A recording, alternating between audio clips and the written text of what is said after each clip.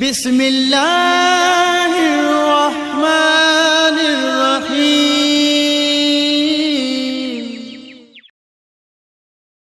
اللہ پاک نے رزق کے 4 دروازے رکھے ہیں۔ پہلے تو 3 صرف مسلمانوں کے لیے ہیں اور چوتھا ساری دنیا کے لیے ہے، یعنی مسلم، غیر مسلم، بت پرست وغیرہ۔ اگر ہم ان دروازوں کو مضبوطی سے پکڑتے ہیں اور ان پر عمل کرتے ہیں، دنیا اور آخرت دونوں میں کامیابی کے دروازے آپ کا انتظار کر رہے ہیں۔ آئیں دیکھتے ہیں وہ کون سے 4 دروازے ہیں۔ رزق حاصل کرنے کا سب سے پہلا دروازہ نماز ہے۔ جو شخص بھی نماز کا اہتمام کرتا ہے، اللہ پاک اس کو برکت والا رزق عطا فرماتے ہیں۔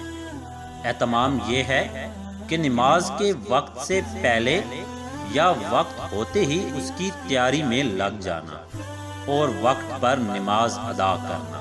رزق حاصل کرنے کا دوسرا دروازہ استغفار ہے۔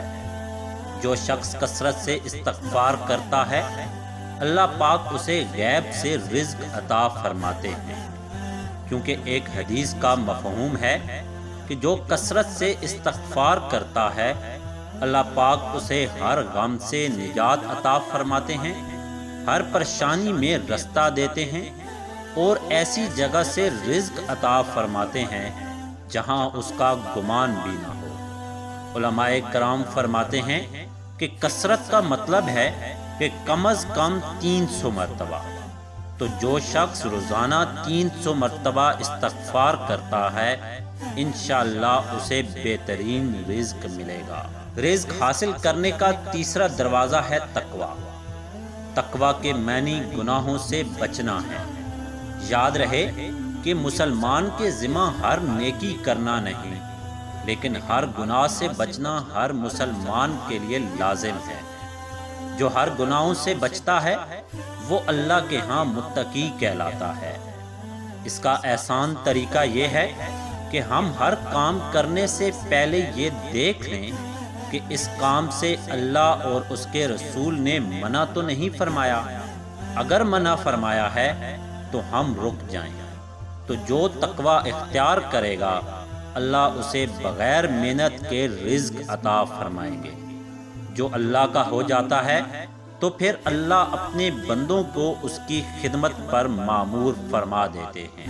حاصل کرنے کا چوتھا دروازہ ذریعہ معاش اختیار کرنا ہے، اور یہ دروازہ سب کے لیے ہے، کوئی کافر ہو یا مسلم، بتوں کو پوجنے والا ہو یا آتش پرست۔ اگر وہ معاش کا کوئی ذریعہ اختیار کرے گا تو اللہ اسے رزق عطا فرمائیں گے۔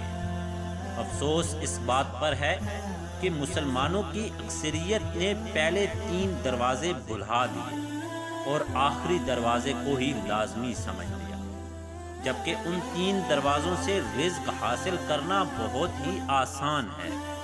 یہاں کوئی میری بات سے یہ مطلب نہ لے کہ ملازمت، کاروبار یا معاش کا کوئی دوسرا ذریعہ جو ہم نے اختیار کیا ہو، اسے چھوڑ کر گھر بیٹھ جائیں اور کام نہ کریں۔